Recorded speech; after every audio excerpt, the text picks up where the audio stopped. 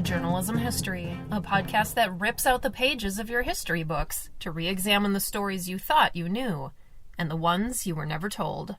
I'm your host, Teri Finneman, guiding you through our own drafts of history. This episode is sponsored by the Texas Christian University Bob Schieffer College of Communication, where students learn to practice journalism with the persistence, civility, and integrity embodied by legendary CBS News journalist Bob Schieffer. The nation will celebrate the 100th anniversary of women having the right to vote in 2019 and 2020. But what many people don't realize is there was a powerful counter-movement that worked for decades to prevent women from getting the right to vote, and that many of those protesters were actually women preventing the expansion of their own rights. We've created 5 mini-episodes featuring suffrage researchers who spoke at an American Journalism Historians Conference. This is part 2. In this episode, I'll discuss the press and the anti-suffrage movement.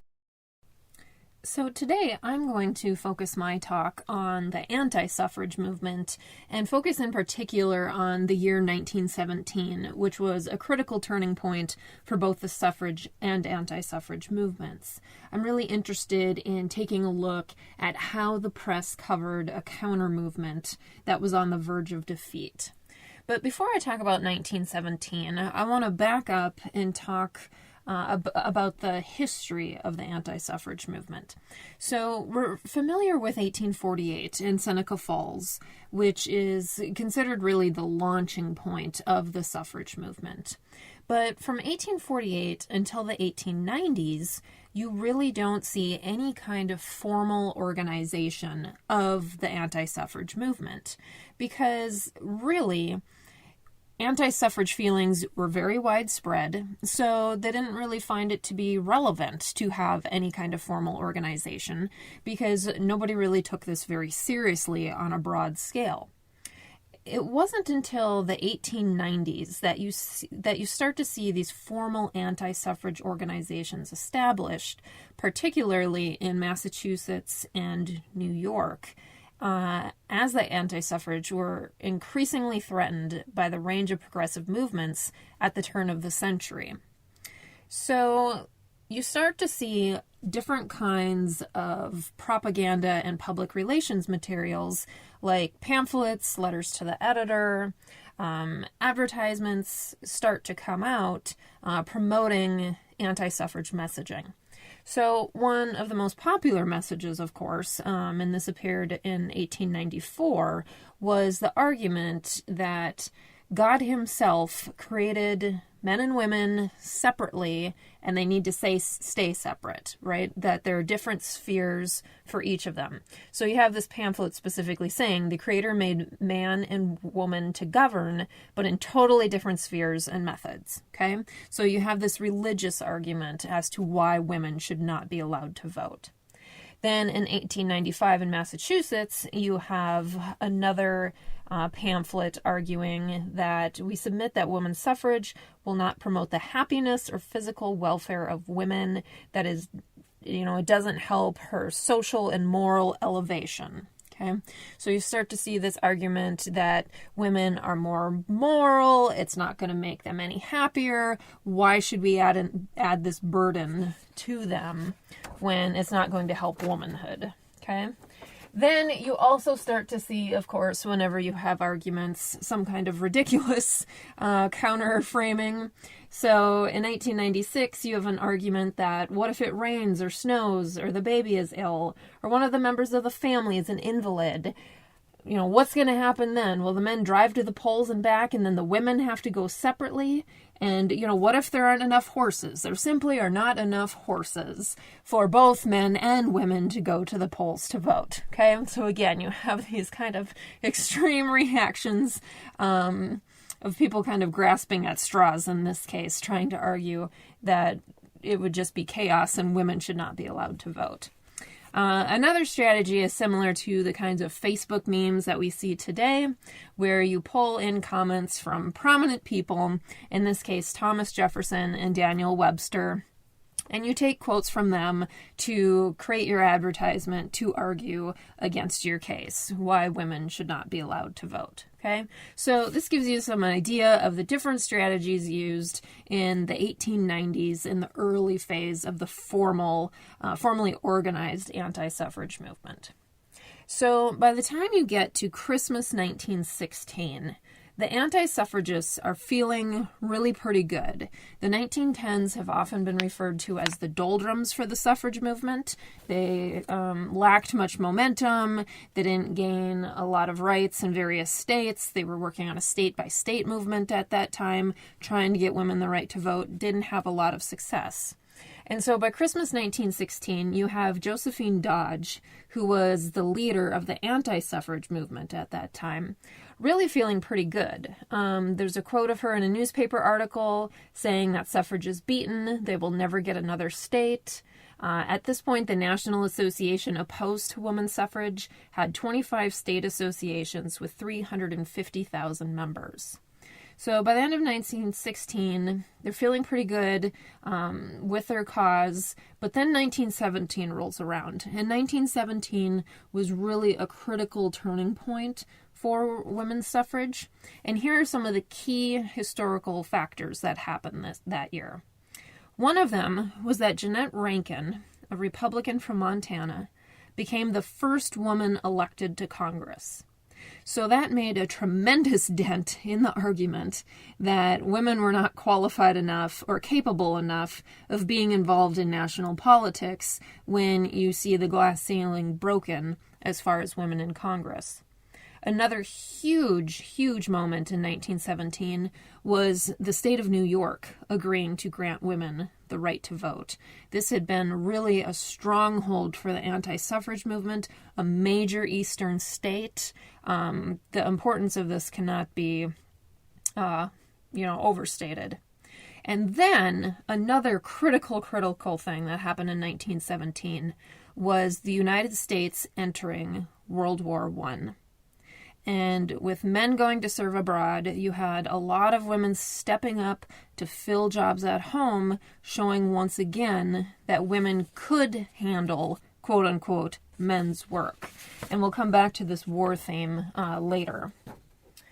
So other critical points in 1917 is you also have really strong leadership at the suffrage movement level.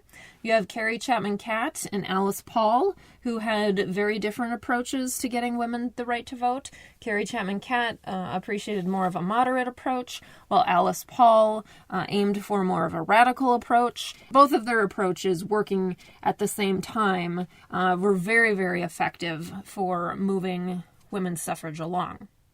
So let's talk a little bit more about social movements. So social movements are voluntary collectives that people support in order to affect change in society. They are seeking media attention, public awareness, and policy and societal change. Whereas counter movements are conscious, collective, organized attempts to resist or reverse social change. They tend to emerge when social movements show progress, when they see social movements as a perceived threat, and when they start to gain political allies. So the goal of a counter movement is to undermine and neutralize a social movement and its progress. In general, there tends to be a lot more focus on the social movement itself instead of the counter movement, which is why I was interested in taking a look at the counter movement. So counter movements tend to be very narrow in scope and really more so reactive opposition instead of being proactive. They tend to be very negative. They dig up societal myths to try to keep the status quo, and they're very much about status preservation. And so in the case of the anti-suffrage movement, you really see women fighting against the extension of their own rights. So the goal of my research is to increase understanding of press portrayals of counter movements, to study non-feminist perspectives in more depth, to analyze local and regional papers, And I ended up looking at almost 400 articles from 36 states and Washington, D.C. as part of my project. And I was really taking a look at what arguments used by the anti-suffragists did the press focus on in its coverage of the countermovement in 1917, and then what arguments did the suffragists use to discredit their opponents. So what I ended up finding is that World War I was really, really dominant in the coverage. There was a lot of emotional and fear-raising tactics used by the anti-suffragists, who argued that there needed to be a focus on patriotism and that the women suffragists were very, very selfish for wanting their own rights when we needed to put the country above our individual needs at this time. So they accused the suffragists of being very anti-patriotic and used that as an insult. And use the war again for fear-raising. They really emphasize how much of a burden it would be for women to have to vote. And you really see this emphasis in press coverage on what the national leaders of the anti-suffrage movement thought. You really did not see, even though these were local and regional newspapers, you did not see them going out and interviewing local and regional people about why they were part of the anti-suffrage movement, why they supported it. Instead, stories focused on quoting these national leaders instead. And so you really see the absence of any kind of complexity as far as race, class, religion, education, conservatism versus progressivism, and again, this absence of local and regional beliefs. And so one of the issues that the anti-suffragists had is that they were very contradictory. So they accused the suffragists of being very selfish and lobbying during wartime when they shouldn't be. But then the anti-suffragists were also lobbying during wartime to criticize the suffragists. And so they were very hypocritical to criticize their opponent for one thing while they were doing the same thing. They had this theme of America First, which should sound familiar to us today. This was a common theme 100 years ago already, with the anti-suffragists saying we really need to put America first, not our individual needs. They accused suffragists of being pro-German, socialist, and pacifists, again, trying to play on fear-mongering during this time. They referred to women having the right to vote as being a menace with evil effects. So again, you have these very scary words that they're using. They referred to suffragists as enemies of the people. Again, language we're seeing still today. They accused them of being very disloyal. There was a quote by one of their leaders saying, "We must arouse every real American man and woman to this menace of this triple alliance: socialism, suffragism, and pacifism." Okay?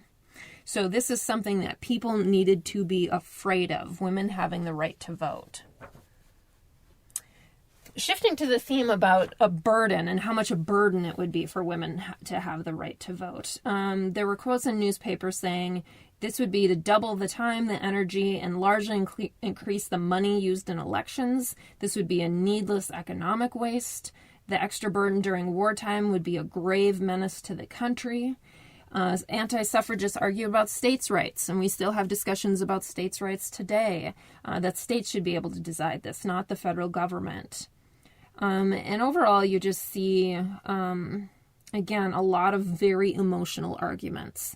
And so with the suffragists, there was really a contrast in their press coverage because it focused a lot on reasoned arguments and facts instead of playing into this emotional type of game.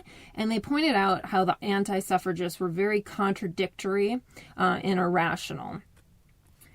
And so they pointed out that suffrage received far more votes than the socialist candidate for mayor in New York. So they basically fact-checked that. You can't accuse us of socialism because suffrage received way more votes than the socialist candidates did. So it's not just socialism that's behind this. They argued that states needed to ratify changes to the constitutions and individual states would get their say. So that was their way of countering the states' rights argument.